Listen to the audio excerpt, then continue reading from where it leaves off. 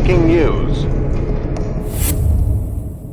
Et partons donc sans attendre dans l'Essonne où les policiers ont retrouvé le corps de Louise, 11 ans, la nuit dernière. La petite fille était recherchée depuis 15 heures, depuis sa sortie du collège à Épinay-sur-Orge hier. Un couple d'une vingtaine d'années a été arrêté et placé en garde à vue. Léa Kebdani, Henri Dreyfus et Marie Belot. Ce matin, devant le collège André Mauroy, les premières fleurs. Les premiers hommages à Louise, 11 ans, retrouvée sans vie dans la nuit. Voici sa photo que la famille nous autorise à diffuser. La tristesse. Et là, on ne pense pas qu'à Épinay, il pouvait arriver une chose pareille, quoi. C'est horrible. L'alerte est donnée hier par la famille de Louise, inquiète de ne pas la voir rentrer du collège après la fin de ses cours à 15 heures. Très vite, les forces de l'ordre sont mobilisées pour la retrouver. Sur les vidéos de surveillance, ils la repèrent à quelques rues du collège. Puis c'est un chien pisteur qui mène les autorités au parc des Templiers, à 1 kilomètre de l'établissement. Les recherches commencent alors et se poursuivent durant la nuit avec l'aide du voisinage. Tout le monde s'est rejoint au niveau du hameau pour essayer un peu d'aider les forces de l'ordre. Donc tout le monde s'est passé le message toute la nuit. Dans ces bois, à 2h30 du matin, la terrible découverte du corps de Louise. Tous les habitants sont sous le choc. On a tous ces enfants.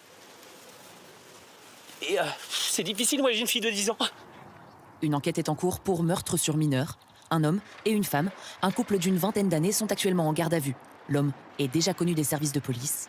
Une autopsie doit avoir lieu cet après-midi. Ils étaient dans l'attente de Tel Aviv à Be'eri, au sud d'Israël. Les groupes étaient réunis un peu partout dans le pays et laissent finalement exploser leur joie à l'annonce du nom des otages libérés. Mais le soulagement a vite fait place à la consternation à la vue des prisonniers israéliens. C'est très dur de le voir dans cet état. Il ne se ressemble pas. On dirait qu'il a beaucoup souffert d'être loin de chez lui pendant aussi longtemps. C'est très dur de le voir comme ça, c'est très très dur. Or Lévi, Eli Sharabi, Oa Ben-Ami, 16 mois après être tenus à Gaza, les 3 otages paraissent physiquement affaiblis, le visage émacié. Conduits par des membres du Hamas, ils sont montés sur une scène pour une cérémonie qui semblait bien orchestrée, devant téléphones et caméras et quelques centaines de personnes réunies. Les otages ont ensuite été remis à la Croix-Rouge. Peu après, un bus de détenus palestiniens a quitté la prison israélienne d'Ofer avant d'arriver à Ramallah, devant une foule en liesse, rassemblée depuis ce matin. Certains des prisonniers semblaient être en mauvaise santé.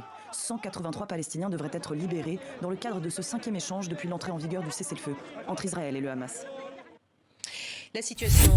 Ce coup de théâtre ce soir, 2 jours après la très violente agression d'un collégien à Bobigny, 2 personnes ont été placées en garde à vue et parmi les suspects, un surveillant du collège dans lequel est scolarisée la victime, Chloé Barbeau, Guillaume Chiez et Corinne Chevreton.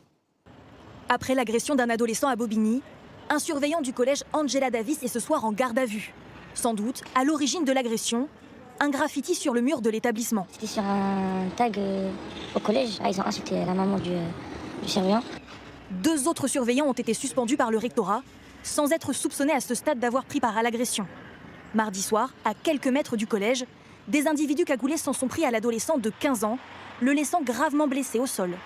Contacté, sa sœur le dit choquée. Ils se sent super mal, il n'ose pas parler de ce truc-là, il veut même pas parler. Quand on se met à parler de ça, il se met à pleurer, il s'endort. L'adolescent a pu être entendu par les enquêteurs. En plus du surveillant, un jeune homme de 17 ans est lui aussi en garde à vue. Il s'était rendu hier à la police. Les 2 hommes, présumés innocents, peuvent être interrogés jusqu'à demain midi. Sous la pluie, le petit cercueil blanc d'Émile entre dans la basilique Sainte-Marie-Madeleine, à Saint-Maximin dans le Var, avant d'être remis à ses parents. La famille a voulu une cérémonie ouverte pour permettre à ceux qui le souhaitent de partager leur peine. Des anonymes venus par dizaines. Une catastrophe, hein? Voilà, hein? Un petit de 2 ans. Je suis grand-mère, j'ai des petits-enfants, et voilà, c'est vraiment terrible. C'est épouvantable, c'est ce qui peut arriver de pire à des parents. Donc je suis là pour les soutenir, pour prier pour eux. Le jeune garçon d'alors 2 ans et demi avait disparu le 8 juillet 2023 dans le hameau de ses grands-parents, le Haut-Vernay. Des battues sont organisées, la zone est minutieusement fouillée, en vain. C'est en mars dernier que l'enquête avance. Sur ce chemin à 2 km du domicile des grands-parents, un crâne et des vêtements sont retrouvés. Les enquêteurs y découvrent 2 traces ADN abîmées qui n'appartiennent ni à l'enfant ni à sa famille. La science pourrait bien les faire parler en restaurant cet ADN. On ne peut pas recoller les petits bouts, ça on ne sait pas faire. En revanche, ce qu'on va savoir faire, ça peut être de séquencer ces petits bouts, donc de déterminer l'ordre des lettres, et après sur l'ordinateur, en utilisant des approches de bioinformatique, de recoller ces bouts les uns à la suite des autres. Près de 2 ans après sa disparition, 20 gendarmes continuent d'enquêter. Accident ou meurtre, toutes les hypothèses sont encore envisagées. Ça a duré jusqu'à 2h du matin, 2h15. Et il y avait les hélicoptères, les drones, les chiens, une vingtaine de camions de policiers, de pompiers. Vous saviez qu'il y avait une petite qui avait disparu à ce moment-là? Vous avez fait le lien? Oui, ma maman m'avait appelé, parce que moi j'étais à une soirée, j'avais déjà la boule au ventre. Parce que on voit que ça passe dans tout le pays, mais en fait là c'est dans notre résidence. Quoi. Et ouais, ça fait quelque chose. Ah bah honnêtement, on n'y croyait pas, quoi.